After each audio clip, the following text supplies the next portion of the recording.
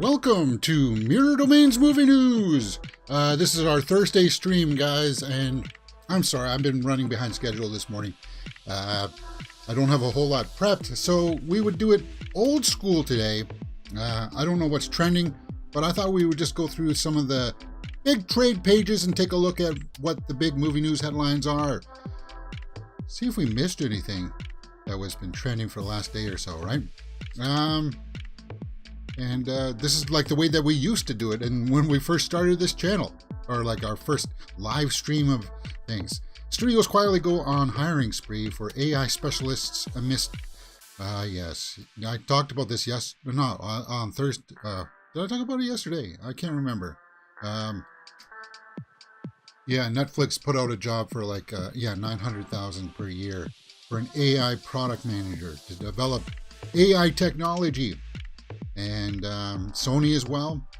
So this is the issue, guys. I'm going to tell you this. I got no problem with them using CGI for, like, to assist with the creative process.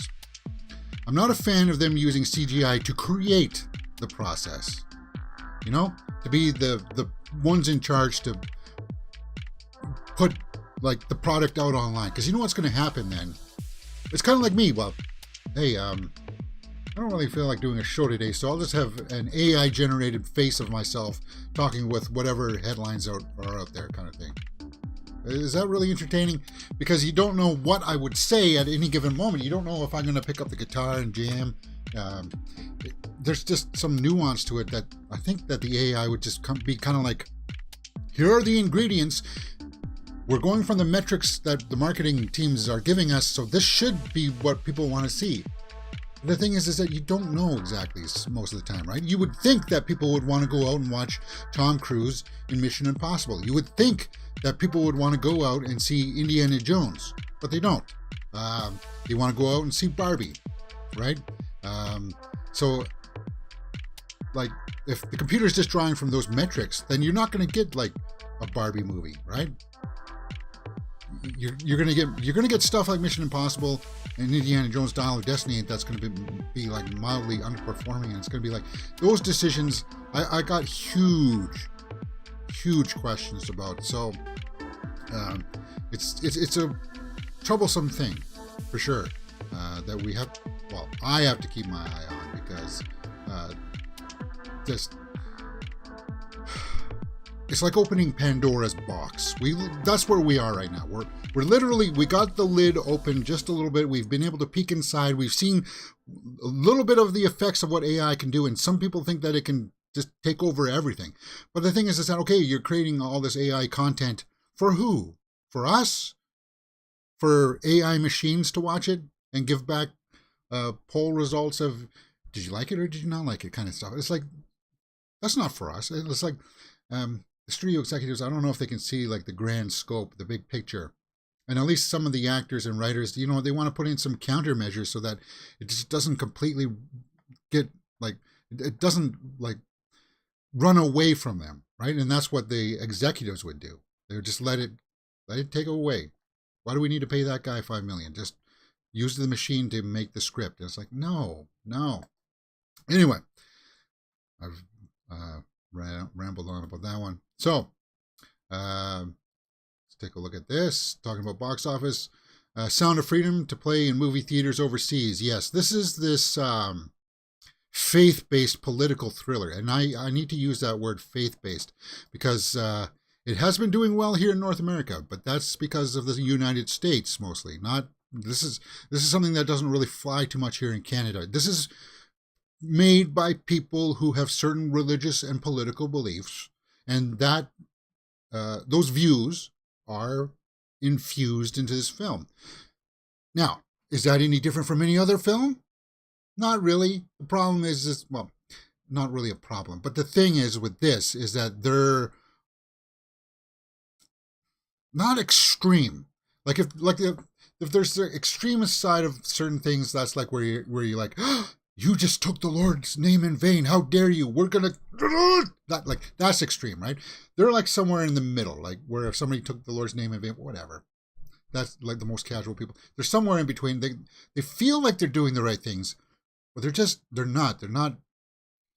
Um, how do I describe this? Let's just maybe this article goes into read a little bit more about from Utah, um, and you'll understand what I mean when I'm looking for a certain combination of words here that'll describe it. Angel Studios is bringing conservative learning movie directed at Latin American countries and UK and Ireland. Okay. Um, the other films from there were The Chosen, a crowd-funded film, just because they can't get the films because of this, because of the faith-based stuff, but also, yes, there we go. That's what I'm looking for. Like, see that's conspiracy stuff, right? That's like aliens built the pyramids. That's we didn't land uh, on the moon. Vaccines are terrible for you. That's the conspiracy stuff behind it, and the main actor Caviezel, he's part of all of that movement. So that's why I didn't want to go and check it out. And it sucks because he's a good actor, and he just went down that rabbit hole. And I've learned you can't talk to those people. You can't say, well, the facts and science proves this. And they're like, well, that's just what you believe. That's your opinion. It's like, that's not my opinion. That's what the facts are. It's like, well, that's your opinion. It's like, you can't break and through and reason to those people. They're just gone, right? They exist and we tolerate them within our society. That's the way I look at it. And it sucks for him because he's a good actor, and it's like this stuff it's plagued with the movie. Angel says it isn't a QAnon movie yet, but that's what's kind of plagued it from being overseas until now. It seems like it's going to get some South African and UK release dates. I will watch it as long as I don't have to pay for it. That's the way my philosophy is. Because I don't need that tripe. I don't need to. I'm not going to pay my own hard-earned dollars to listen to that tripe, right? So there you go. NBC Universal quarterly revenue rises, but Peacock loses 600. Yeah, guys, Peacock loses $651 million. Too many streaming services. They're starting to sell stuff off too. Like the Super Mario movie helped theatrical revenue, but yeah, the streaming services. There's just too many, and nobody can afford to buy all of these ones, right? What does Peacock have coming out? Twisted Metal, but apparently, what is it? Crave might be getting part of it here in Canada, or Disney Plus in Canada is going to buy some of it, so we can watch the Twisted Metal stuff from Peacock. I don't. It's ridiculous, and there's too much. Like they think that was a cash cow, but I think the train sailed, like the boat sailed when they were all trying to jump on, and they're all kind of slowly falling off the boat here, as it's going out to sea. And you know who's in control of the boat? Netflix, Disney Plus a little bit, but Disney Plus is a little bit not that high. What else? Amazon Prime, and what else? Those are the really only big ones, right? Or what am I missing here? H or Max.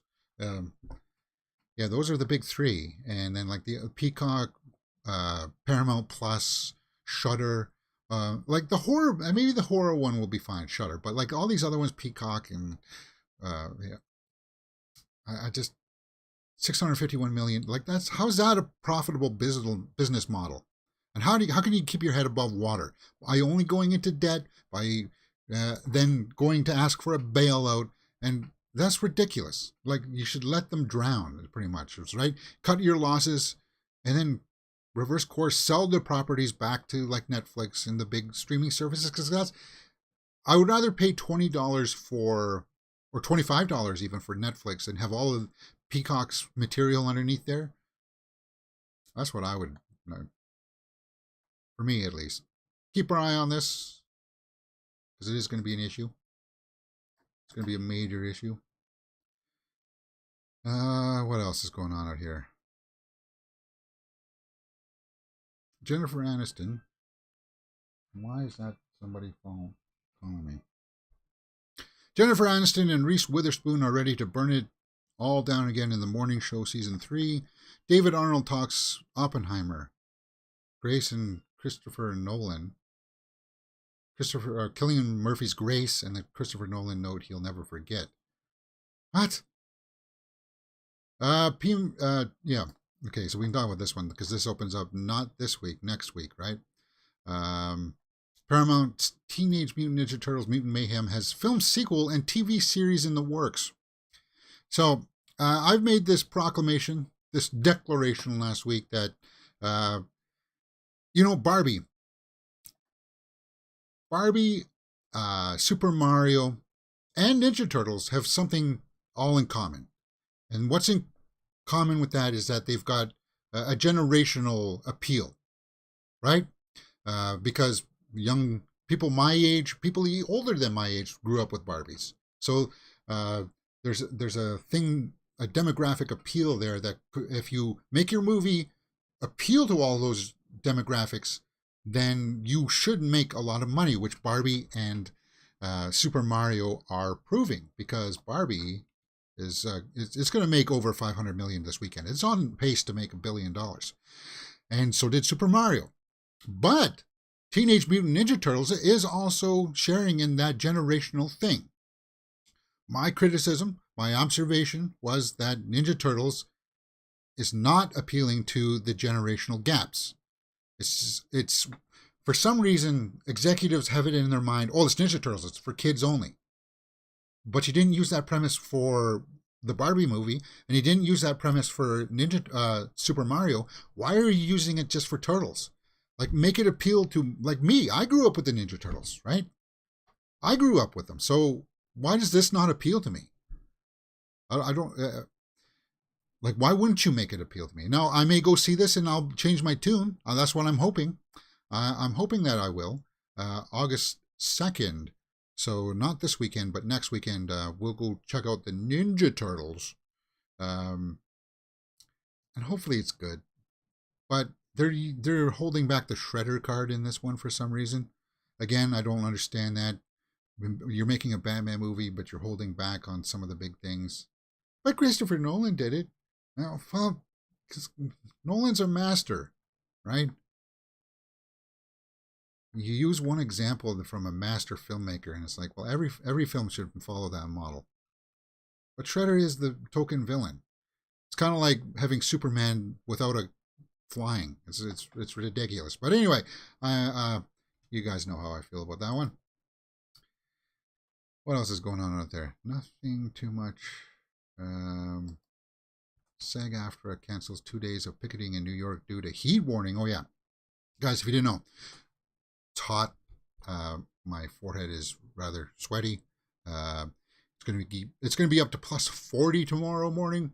Luckily, I don't have to run out and do anything tomorrow morning. So if I have to go on a little bit earlier in the morning, I may. So we'll do that. And because this is trending on the side, no, I can't pull that up. It'll come up later. I wanted to talk about Sinead O'Connor. All right, let's go over to Deadline, see what's going on over there. More records fall as Pix look to shut the door on Haunted Mansion this week. Yeah, Haunted Mansion opens up today, actually, guys. Haunted Mansion and Talk to Me. Now, Talk to Me is a smaller horror film, but I'm looking forward to it. And nobody, absolutely nobody is talking about Haunted Mansion. God, I hate Deadline. Look, I clicked Deadline to open up that article, and it just opens up like 3 more articles for me to click on. No, I want this one. Deadline, fix your game, man. You suck. Barbie and Oppenheimer combined second weekend of 175 million could lock out Disney's Haunted Mansion box office preview. Now, yes, Barbie's on a strong pace here, guys. So let's say Barbie gets chopped in half from 162 to 80 million. Is Haunted Mansion going to make that? No. But last week I said, is Oppenheimer going to make more than 40 million? And I was proven wrong. The thing is that Oppenheimer had a whole bunch of buzz going before it, right? People were talking about it. It was like, you got to check this out. Nobody is talking about Haunted Mansion. And it sucks because I like Rosario Dawson. I'm not too interested in the property. Buffer there, it says hi in the live chat. Um, I want to try out something here. I'm going to try out how long it takes to respond. Um, 1, 2, 2 seconds. That's it. That's the response time. 2 seconds for me to respond to comments, and I got it on normal latency. And that's how good this computer is. Then, wow, cool, good. All right, where were we? Yeah, we were ragging on Haunted Mansion. I expect this one to come and go and just quietly be swept underneath the rug. I'm gonna go see it though. I'm gonna go see Haunted Mansion. Well, because I'm a movie fan. I want to see what the budget is for this movie. Oh my sweet Jesus. 157 million for Haunted Mansion. You just shot yourself in the foot again, studios. 157 million. You are not getting that back because Barbie and Oppenheimer are still going strong. Shame on you, studios. Shame. 157 million crackers. And it's 2 hours and 5 minutes. Guys, are you not listening to the fans? Are you not listening to the marketing? If you're going to spend that much money, make it a $90-minute movie. For God's sakes, we don't need to be sitting in there for a family movie, 2 hour more. Yeah, that's how I feel about your 2 hour runtime right there. Ridiculous. Like Little Mermaid had no business being over 2 hours and 50 minutes, and it hurt the film. Because I watched the original too. They added some stuff that was neat, but Little Mermaid would have done so much better if it was like an hour and 40 minutes, not 2 hours and 15 minutes. And Haunted Mansion is going to suffer the same fate. Well, actually, Little Mermaid broke even, so it took a while, but Haunted Mansion, no, nobody's talking about it. This movie will suck, sorry to say. You can tell by the trailer. Yeah,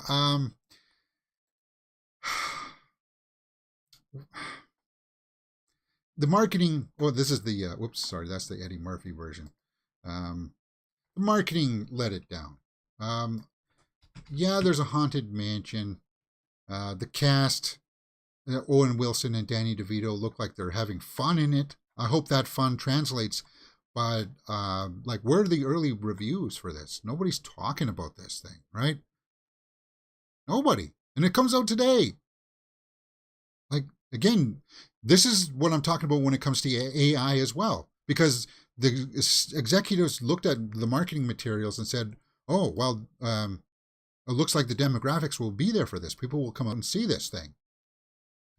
This is the vision that we're buying from this director and writing team, right? This producing team. People should go out and see this movie. No, they're not. And for God's sakes, don't spend $157 million on it, for crying out loud. This is, how many times are you going to get slapped on the hand and told, no, don't do that? Let's see if there's a tomato meter score for it. We'll do this a little bit more tomorrow, when we have a more official show for it. Okay, so there is some reviews out, 45%. But that's only 96 reviews. Yeah, no, absolutely zero buzz. Zero buzz. Out of the three guys, if I had the... Well, obviously I'm going to see Talk to Me. Talk to Me is my priority. But I would go see Oppenheimer again, man. I would. Just for those... Oh my God, those explosions. All right, what's this? Disney rejects DeSantis move to kill retaliation suit, seeks to evade responsibility. Yeah, that's political stuff. I don't really care too much about that. I have thought about diving into this stuff, just a touch. If I did, though, I would maybe want to create another channel for it, to take a little bit more of stories like this and talk about the political side of things. I don't want to pollute our kind of honestly, we are a little bit pure when it comes to this stuff. We shy away from this stuff. Every now and then it does rear its head, like when we're talking about movies like Sound of Freedom, right? And stuff like this. Or I was going to call the channel Measured Response, where I would try to have a measured response, but this stuff usually gets me triggered. So, yeah, that's what would usually happen. All right, enough of that. And stuff like the Kevin Spacey story. That would be all moved to the more political charged channel, which may get hits. Who knows? I don't know. Oh, cool. This is going to open up at Toronto Film Festival. Hayao Miyazaki's animated fantasy epic, The Boy and His Heron, to open Toronto Film Festival. That's cool. September 7th. He did like Spirited Away and Princess Mononoke. This is the film that said they were going to have zero marketing to promote this film. They're just going to let it speak for itself, because I think they said they said that this was going to be his last film. I don't know. Oh yeah, this is what I wanted to talk about. Sinead O'Connor last night was broke, right? That she passed on, 56. Now I don't know any of the details about this. Um, Nothing compares to you. Dies at 56. So that's young, right? Cause of her death has yet to be revealed. Although they're not treating her death as suspicious, the singer was found unresponsive. So I don't know if she had health issues. Um, Bummer, because 56 is young. That's too young. Um, you still got a few more stories, a few more chapters to write in your book before you decide to close it out, right? Nothing compares to you. Big hit. Everybody would recognize that song.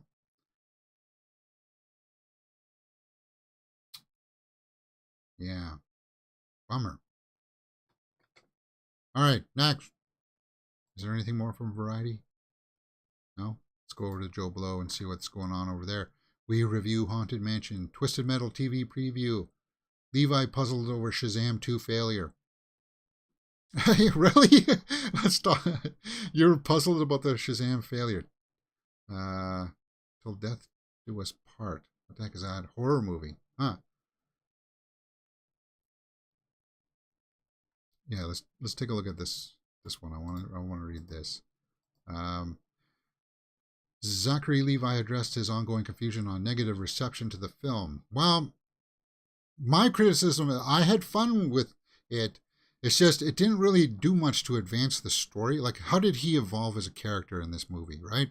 Those were fair criticisms. The bad guys, Helen Mirren and Lucy Liu, they were one-off. I think people are getting tired of one-off villains. I think that's part of the problem with the superhero movies now. We want to see like the Jokers and the Lex Luthors have their heyday. Have them like Thanos. Like they're the big villains.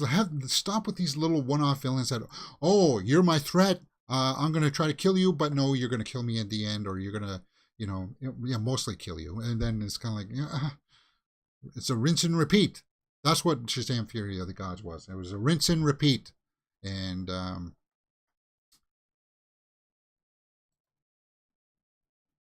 that's what my observation was. Let's see what he said here. Quote, I don't know what the future holds for all of it because unfortunately the second movie was not well received. The audience score is still quite good, but the critics' score was oddly and perplexingly low, and people were insanely unkind.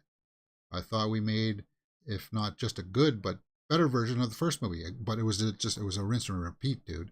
Um, I've been part of things as much as I wish they were good. I know they're okay. I know that they missed a lot, and I'm not saying Shazam: Fury of the Gods is some perfect, Orson Welles like masterpiece, but it's a good darn movie. Is it? Is it? I don't want to revisit it. I don't want to own it on Blu-ray. Is it a good darn movie? No. No, it's not. But that's just your opinion, James. Well, it's just not my opinion. Seems to be other people's as well. Well, 86%. I'm more with the critics here. What did I give it? I think I gave it a generous 6 out of 10 or something, didn't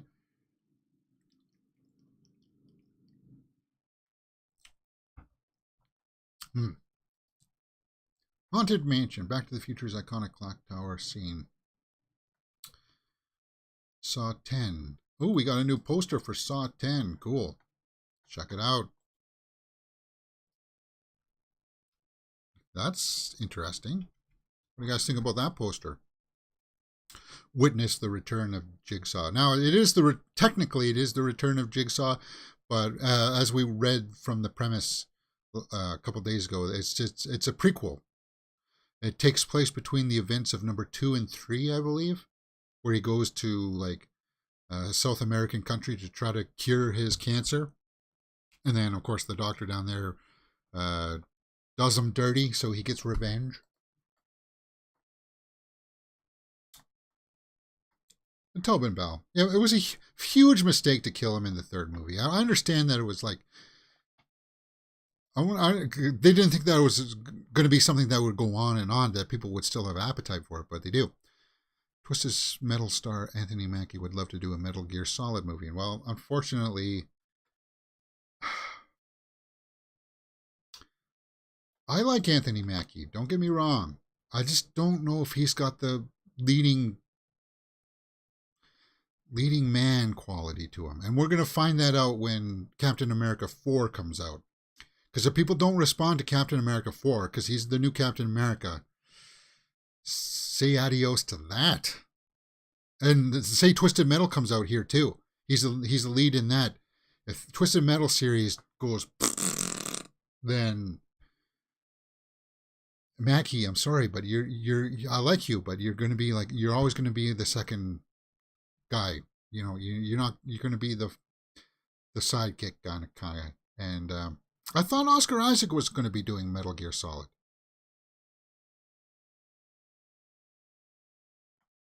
That's what I thought. Oscar Isaac, wasn't he on for that? Yeah, was set to star Oscar Isaac as Solid Snake. But what the heck happened?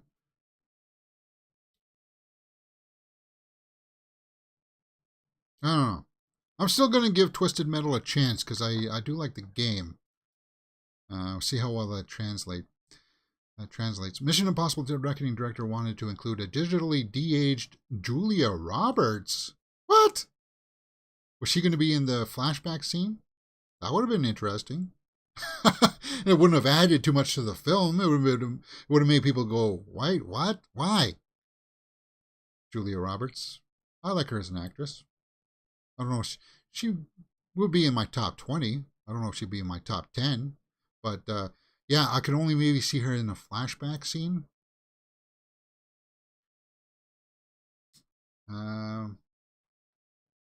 I said, okay, if we're doing this sequence, it would be Tom, say 1989. It would be Tony Scott's Mission Impossible. Oh, like a flashback to the first Mission Impossible. Okay.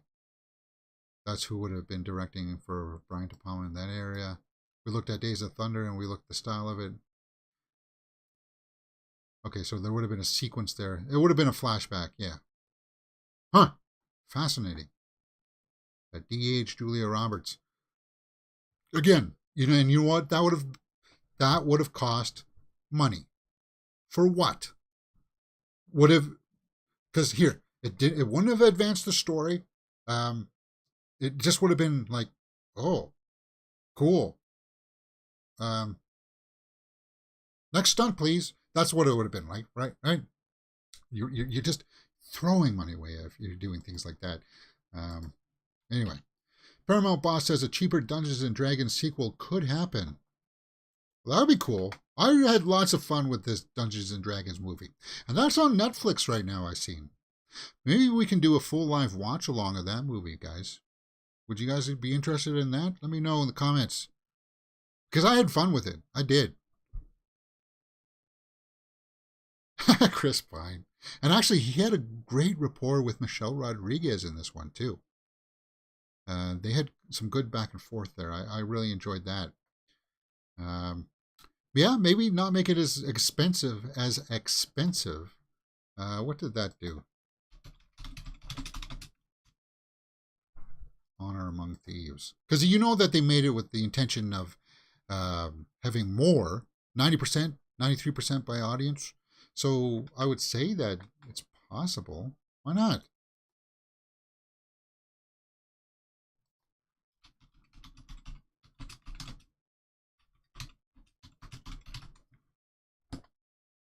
Ooh, Crawl. Now that's one we should watch. Uh, yeah. Uh, 200 million, 208 million worldwide. That's not good. And that sucks because I came out of that film saying that it was good. I did. I had lots of fun with it. And it had a budget of 150 million, so it just barely came over the. Mm. Yeah, you would have to chop that budget in half. 75 million could be done.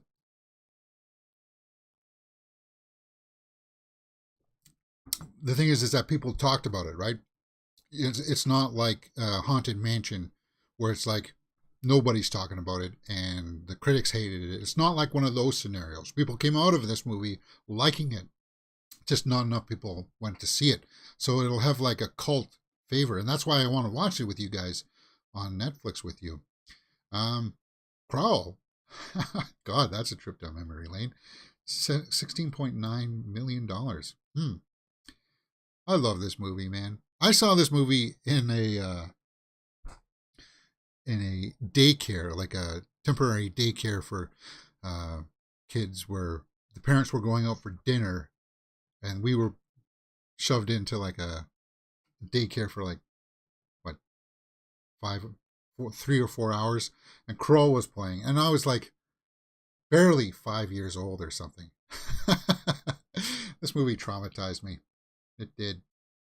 But it also is partially responsible for my love affair of like the sci-fi genre. It had a very young Liam Neeson in it. Glaive. Yeah, this one would be cool to watch with you guys too. This is a movie that needs to be remade with the visual effects today and what you can do. Yeah. Oh, there's the young Liam Neeson right there. Cool weapon.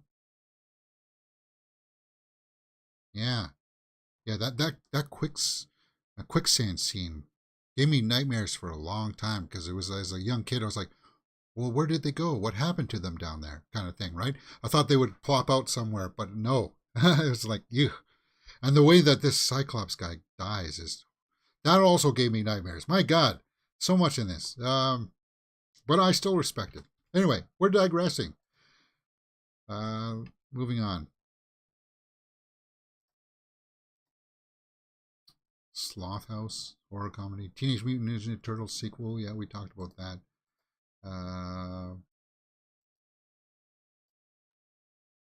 Here for the Blood, Magic 8 Ball, Cloverfield. Yeah, not too much more here, it looks like. Meg 2. Oh, yeah, that opens up next week, too. Wait, so Meg 2 opens up with Ninja Turtles? And then the week after that is Gran Turismo, right? Meg 2 up against Ninja Turtles. Which one do you think will win the box office for that? Very interesting. Actually, I want to take a look at the daily totals. 26 million for Tuesday. For a Tuesday, Barbie, yeah, Barbie's holding on to number one. People are still going out in droves. Sound of Freedom still hanging on in there over Mission Impossible. Elemental came back into the top 5. Wow, that's cool. This is just the daily totals, guys. Elemental is such a good film. Surprisingly good. Yeah, we'll have to see. Meg 2 opens up next week. Spawn reboot with Jamie Foxx gets an update with Todd McFarlane. This one is dead on arrival too, I think. I don't see this happening. We're right in the middle of a strike. Everybody's saying don't go out and promote and whatever else. Jason Blum gave an interview before SAG strike. People can go out there and read that. Essentially, it says Spawn's no different than a million projects. You're constantly working on stuff, but again, things are out of everybody's control right now. Things like the pandemic, caught. Yeah, okay. So it's just getting pushed. Spawn can work, but you can't have it for $100 million. But it's got a bunch of CGI effects, James, in it. Well, maybe not so much. you can avoid the CGI stuff, right? Especially if it looks like the ending of the first movie, where the CGI was unacceptable, even for its time. Let's see if I can get a shot of this monster here. Okay, so there's a bunch of them. Yeah, this is what the you paid $10 to go to the movie theater to see this, and that's supposed to be yeah. Well, this was like at the dawn of digital technology, but this is like even worse than what um, Scorpion King had, right? Uh, Still, like the backgrounds are just like they shouldn't have tried this. Yeah, it was laughable. Um, and it sucks because I kind of like the makeup of effects of John Leguizamo as the clown. Do we got a shot of it?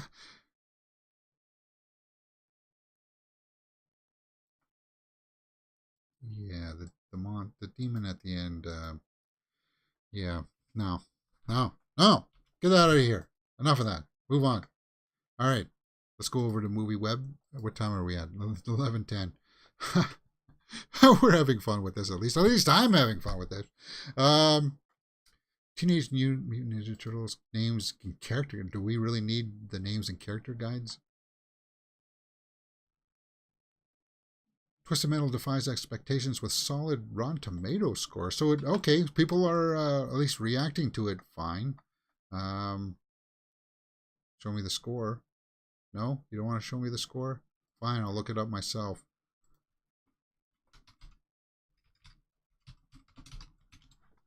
There it is down there, James. Just click the button down there. 68%. Oh, that's performing well? 68%. It's quite the boast for 68%. That's what I thought when I was just barely passing math. Ooh, I got a 55%. That's good, isn't it?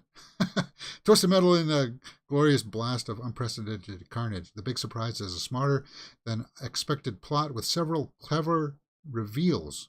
Old school fans and neophytes are alike to love this crazy summer joyride. Well, as I said, I did like the property. Sweet Tooth.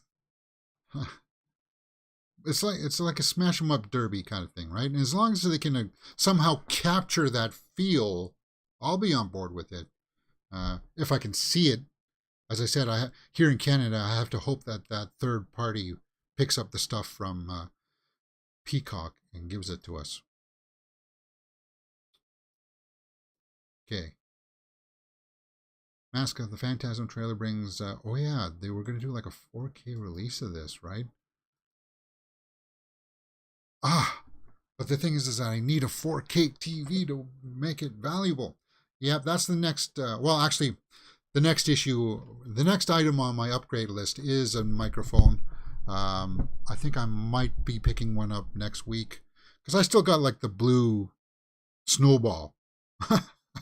And while it works, I need something better. And I want a dynamic phone. I don't want a condenser one. Because the condenser is kind of like, well, it's.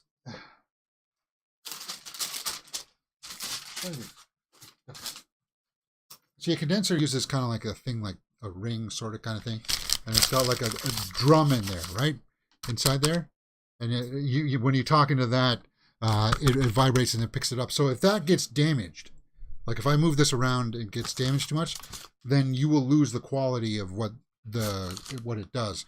A dynamic microphone doesn't have that, so it can get bumped around and be still fine.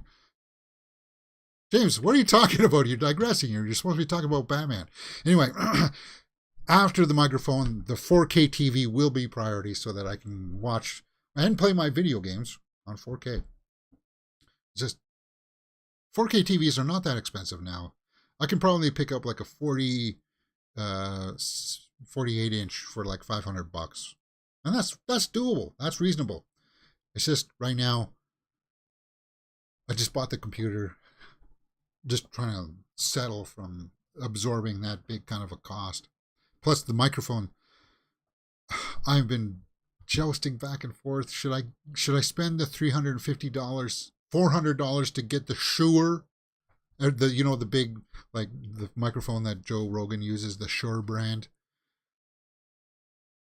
Because or just get like the Blue Yeti or the Yeti, right? Even though that's condenser one, that's the drawback to it.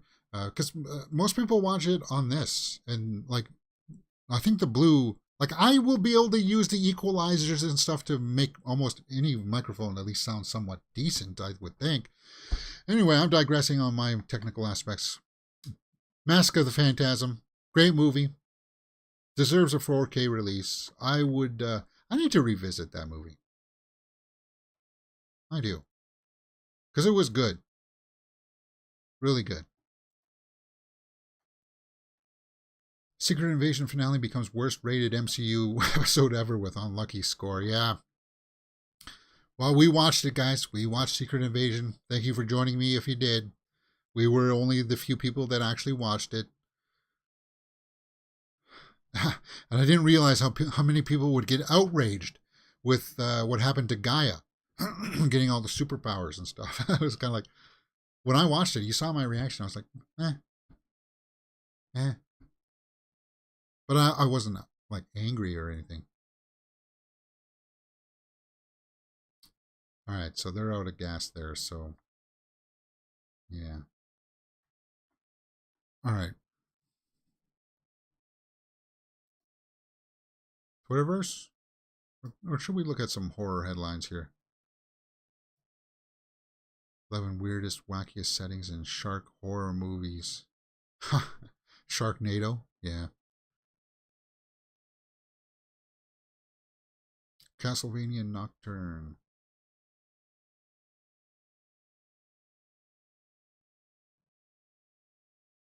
Icelandic ghost story brings together top talent in the puppetry and stop motion arenas.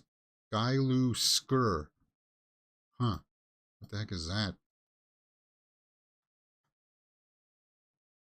Is there a loose trailer for this? Oh, so it's stop motion animation, kind of like Pinocchio was last year. That's cool. Peter Stormare. I can't make the picture bigger, guys. That sucks. Or maybe I can. So it's stop motion?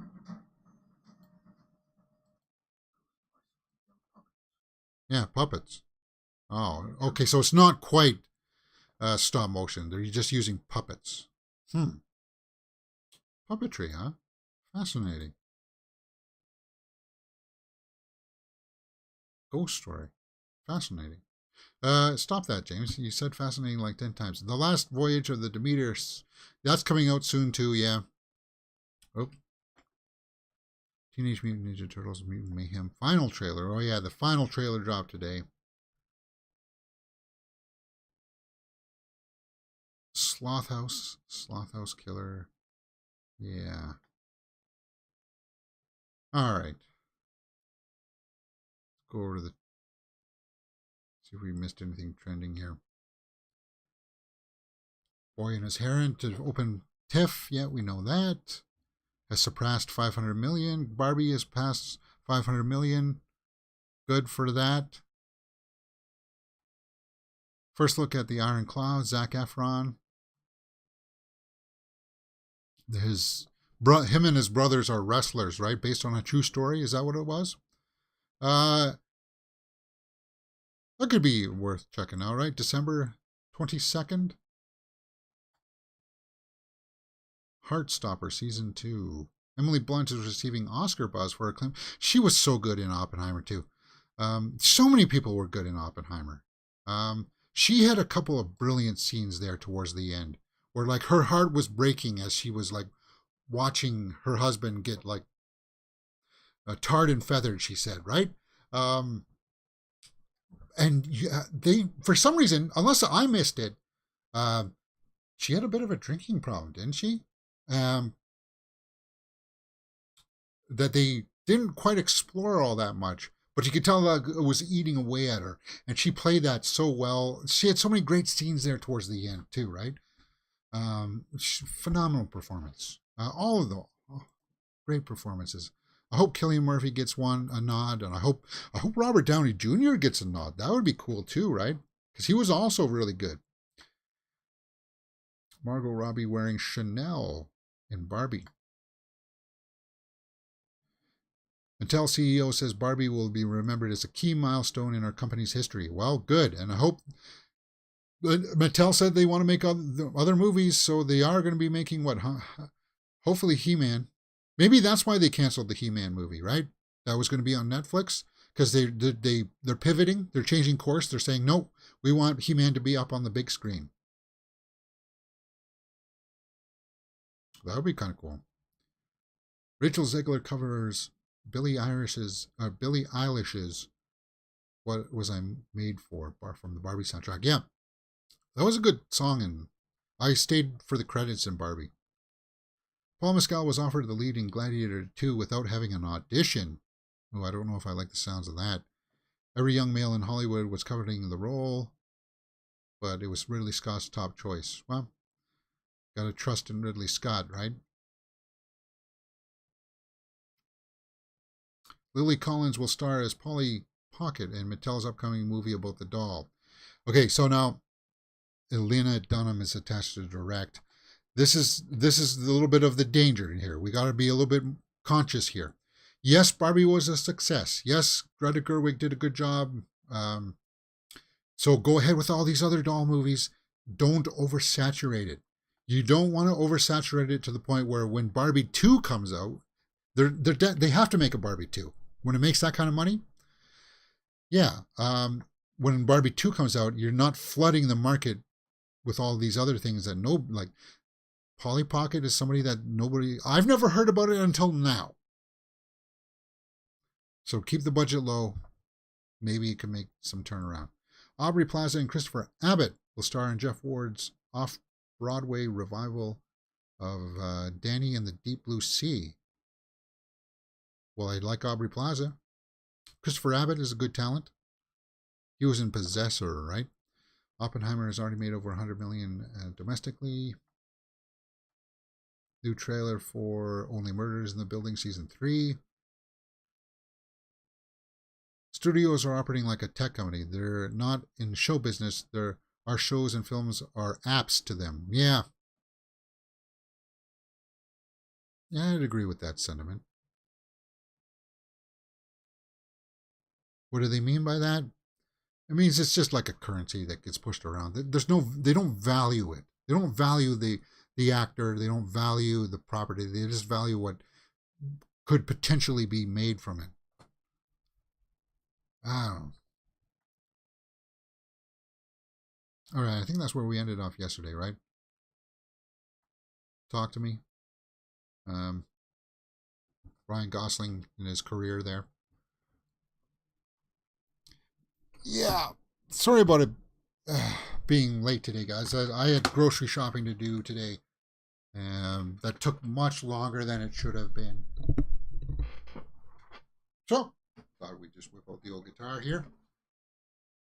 This is also something that needs an upgrade. Now that I've done the computer, microphone, TV, guitar. I want a 12-string, and this guitar is falling apart. I've had this for like 25 years. I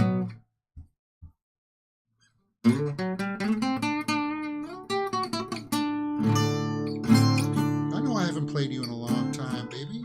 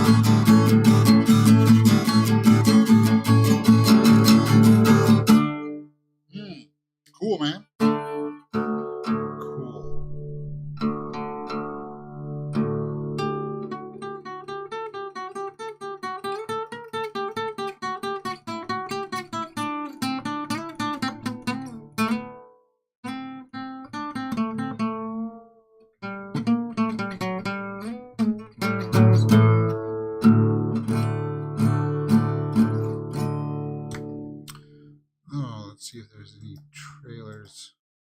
I don't think that there are. We saw most of all the trailers. Morning show. Oh yeah, the final TMNT trailer dropped.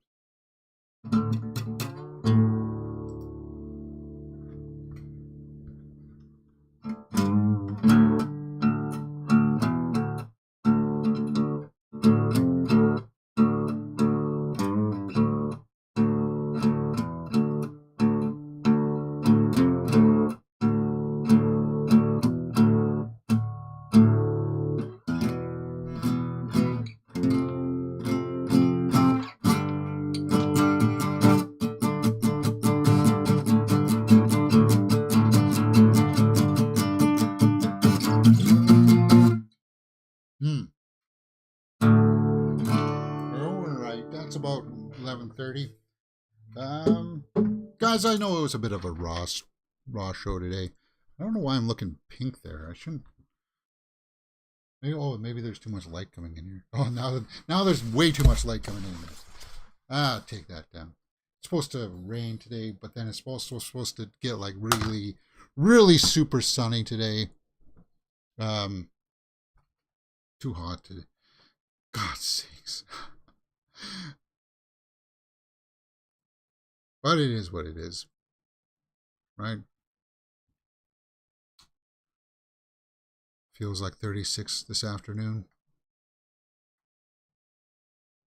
No rain, just hot. Eesh. Eesh.